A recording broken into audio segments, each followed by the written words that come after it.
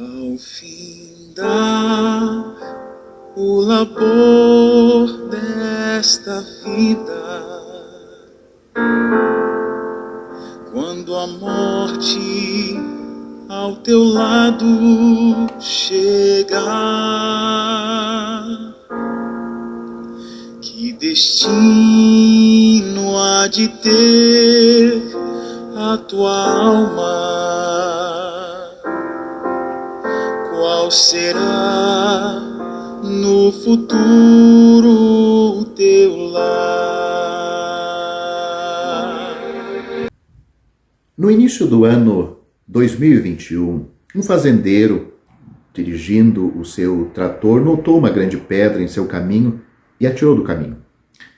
Tal evento, normalmente, não causaria manchetes, mas o fez nesta ocasião, pois a pedra estava lá há 200 anos, marcando a fronteira entre a Bélgica e a França. Assim, no terreno, o agricultor estava aumentando o tamanho da Bélgica em cerca de 7,5 pés e reduzindo a França na mesma proporção. Parece que ele não sabia o significado de sua ação, mas mesmo assim foi sério, pois a fronteira havia sido estabelecida por um tratado em 1820 e ninguém tinha o direito de movê-la.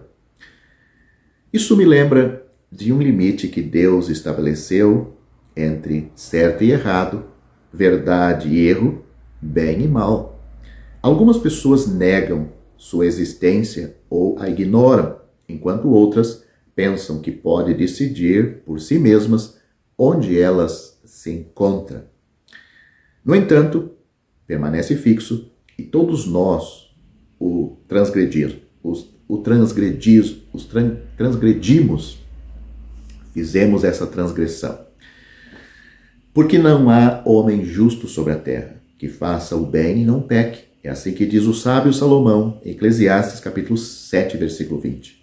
Este é um assunto sério, quer percebamos ou não, pois o pecado é contra Deus e devemos enfrentar seu julgamento, pois a Bíblia diz isto. A alma que pecar, essa morrerá. Ezequiel capítulo 18, versículo 20.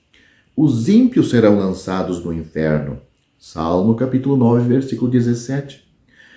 Embora o agricultor estivesse errado, as autoridades tiveram uma atitude de perdão e informaram que se ele devolvesse a pedra ao seu devido lugar, ele não enfrentaria acusações. No entanto, eles também deixaram claro que se ele se recusasse a cumprir, uma comissão de fronteira seria convocada e ele poderia sofrer uma grande multa. Fico feliz em lhe dizer que Deus também não quer que você enfrente as consequências de seus pecados.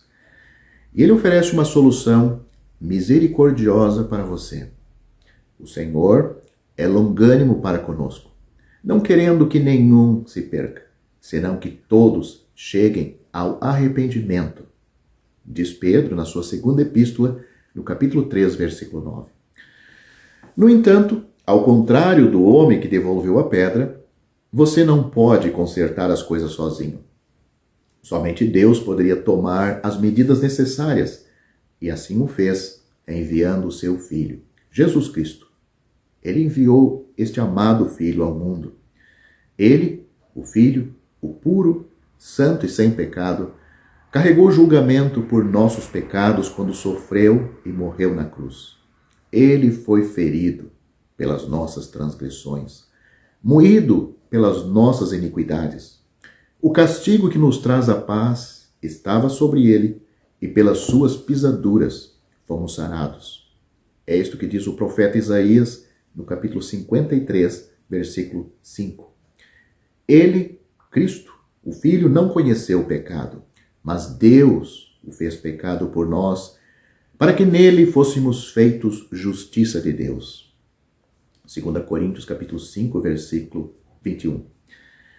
Essa posição correta diante de Deus é recebida gratuitamente para todos os que se arrependem e depositam sua fé nele, em Cristo, no Filho. Espero que o agricultor tenha admitido o seu erro apreciado a boa vontade dos poderes constituídos e aceito a sua oferta para resolver o problema. Seria muita imprudência ser teimoso sabendo das graves implicações para ele. No entanto, infelizmente, há muitas pessoas hoje que são informadas de que são pecadoras e vão para o inferno após a morte e oferecem o caminho gracioso de perdão de Deus por meio de nosso Senhor Jesus Cristo, mas que voluntariamente se recusam a aceitá-lo. Ouvem este aviso de Deus e recusam. Por tudo isto, as consequências são verdadeiramente solenes. Estar em julgamento, não diante de uma comissão de fronteira, mas do grande trono branco, e daí, desse lugar ser lançado no lago de fogo. Apocalipse capítulo 20, versículo 15. A vós é enviado a palavra desta salvação. Atos capítulo 13, versículo 26. E seja sábio, e receba essa salvação hoje, confiando no Senhor, confiando no Filho de Deus, no Senhor Jesus Cristo, aceitando-o como seu Salvador, apreciando a graciosa salvação que vem dele, porque o salário do pecado é a morte, mas o dom gratuito de Deus é a vida eterna por Cristo Jesus, nosso Senhor. Romanos capítulo 6, versículo 23. Você que me ouve, você tem que tomar uma decisão. Ficar como está, você está em plena e aberta desobediência contra Deus. Deus espera que você tome uma atitude de obediência. E obedecer a Deus é dar valor e dar crédito ao que a palavra de Deus diz, que todos pecaram, destituídos estão da glória de Deus. Deus espera o arrependimento deste pecador, para que se converta ao Senhor, que grandioso é em perdoar. Ele é rico em misericórdia. Ele tem muito amor para conosco. E ele, pela graça, pode salvar o pecador pela fé. Fé no seu amado Filho. O Filho que consumou a obra para a nossa salvação. Deixo a atitude, a decisão em suas mãos, pois só você pode decidir o seu futuro eterno. Da parte de Deus, Ele preparou a salvação. Ele quer salvar. Ele não obriga ninguém a querer ser salvo, mas Ele avisa. Ele não pode levar nenhum pecador em rebeldia aberta contra Ele para o céu. Você pode dizer e pensar, mas eu não sou rebelde contra Deus. Eu amo a Deus, eu gosto de Deus, eu sou religioso, eu frequento a igreja, eu pago o dízimo. Mas sabe, nos dias de Noé havia muitos religiosos também, muitas pessoas que conheciam a Deus no ouvir, mas não nas suas práticas. Noé preparou uma arca, onde tinha apenas uma porta. O apóstolo Pedro, na sua primeira epístola, ele diz que aquelas pessoas foram rebeldes naqueles dias. Eles plantavam, colhiam, edificavam, casavam, davam-se em casamento, até o dia que Noé fechou aquela arca. Fechou a porta. Ele fechou por dentro, Deus fechou por fora. Eles viviam só para si, se preocupavam só com a sua vida. Não havia lugar para Deus em suas vidas, em seus planos. Eles estavam fora da arca, fora da salvação que Deus havia preparado para aqueles dias. O Senhor Jesus Cristo disse isto, que eles não perceberam, até que veio o juízo e os levou, os consumiu a todos. Você que me ouve, você já entrou pela porta estreita? O Senhor Jesus Cristo disse, eu sou a porta. Se alguém entrar por mim, será salvo.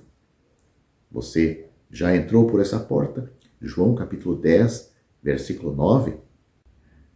A Bíblia diz claramente que Deus, nosso Salvador, quer que todos os homens se salvem e venham ao conhecimento da verdade. Porque há um só Deus e um só mediador entre Deus e os homens, Jesus Cristo, o homem. o qual se deu a si mesmo em preço de redenção por todos, para servir de testemunho a seu tempo. Porque a graça de Deus se há manifestado, trazendo salvação a todos os homens. Ela nos ensina, a graça de Deus nos ensina a renunciar à impiedade.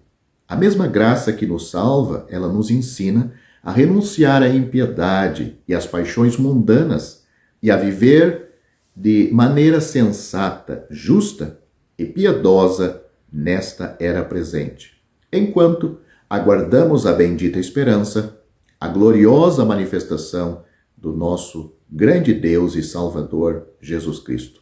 Ele se entregou por nós a fim de nos remir de toda maldade e purificar para si mesmo um povo particularmente seu, dedicado à prática de boas obras. Essas foram as palavras do apóstolo Paulo quando escreveu a Tito. Pedro, escrevendo aos crentes da sua época, ele disse: sejam santos, porque eu sou santo. Ele está se referindo à palavra de Deus, ou a Deus se pronunciando na sua palavra. Deus diz: sejam santos, porque eu sou santo. Uma vez que vocês chamam Pai aquele que julga imparcialmente as obras de cada um, portem-se com temor durante a jornada terrena de vocês, pois vocês sabem que não foi por meio de coisas perecíveis, como prata ou ouro, que vocês foram redimidos da sua maneira vazia de viver que lhes foram transmitida por seus antepassados, mas pelo precioso sangue de Cristo, como de um cordeiro sem mancha e sem defeito, conhecido antes da criação do mundo, revelado nestes últimos tempos em favor de vocês. O último livro da Bíblia fala sobre o juízo final para todo pecador não salvo, para todo pecador que não quis a salvação. Note o que Apocalipse diz. Depois vi, o apóstolo João está falando essas palavras, inspirada pelo Espírito Santo. Ele diz: depois vi um grande trono branco e aquele que nele estava sentado. A terra e o céu fugiram da sua presença e não se encontrou lugar para eles. Vi também os mortos, grandes e pequenos, de pé diante do trono, e livros foram abertos. Outro livro foi aberto, o livro da vida. Os mortos foram julgados de acordo com o que tinham feito, segundo o que estava registrado nos livros. A morte entregou os mortos que nele havia, e a morte e o Hades, o inferno, entregaram os mortos que neles havia, e cada um foi julgado de acordo com o que tinha feito. Então a morte e o Hades, ou seja, o inferno, foram lançados no lago de fogo. O lago de fogo é a segunda morte. Se o nome de alguém não foi encontrado no livro da vida, este foi lançado no lago de fogo. Deus fala de um juízo final, onde pecadores vão ser lançados, aqueles que não foram salvos. Mas Deus não quer que este seja o destino de suas criaturas. Ele quer salvá-las. Veja o que Deus diz na sua palavra.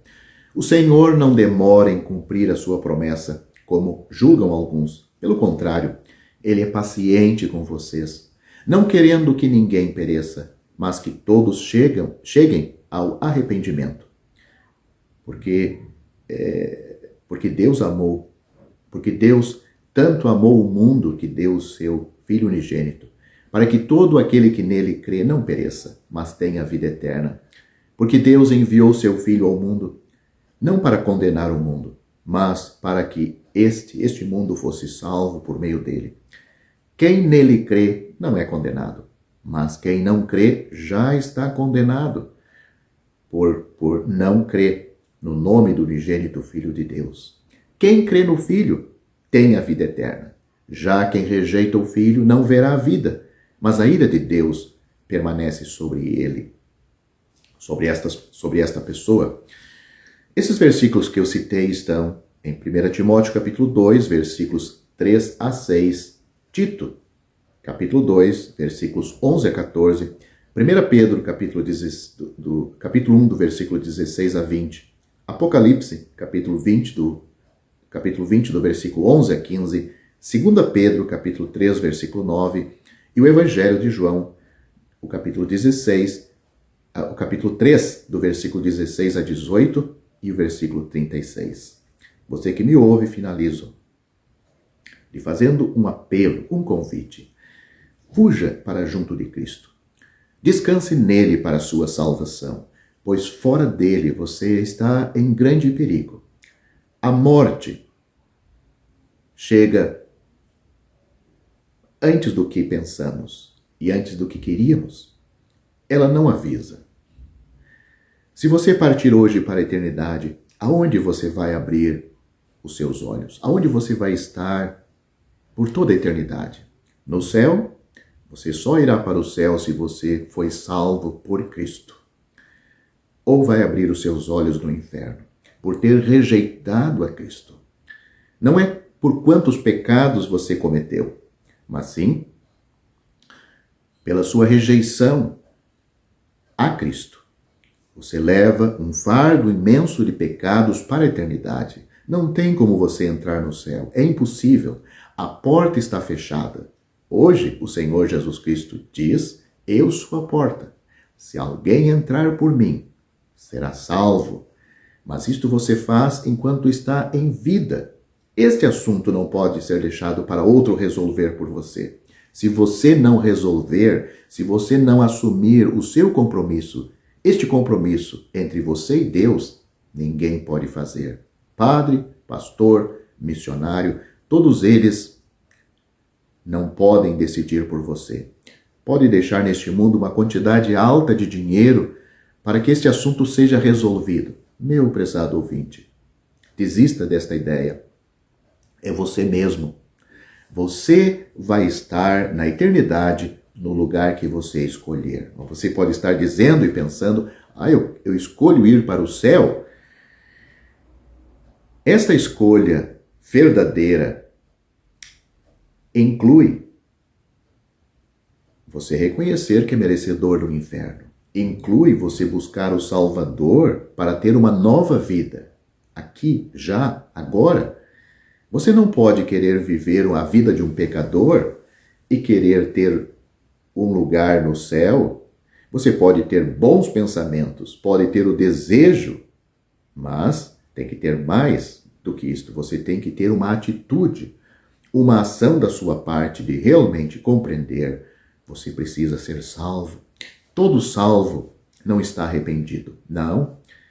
Em nada ele perdeu de ter feito a boa escolha. Reconhecer e compreender e dizer: queiram os outros o mundo para si.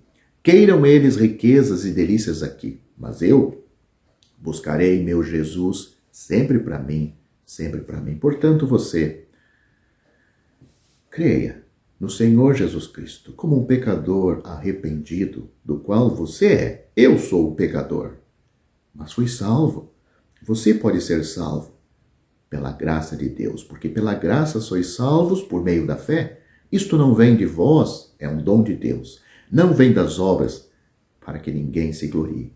Efésios capítulo 2, versículos 8 e 9.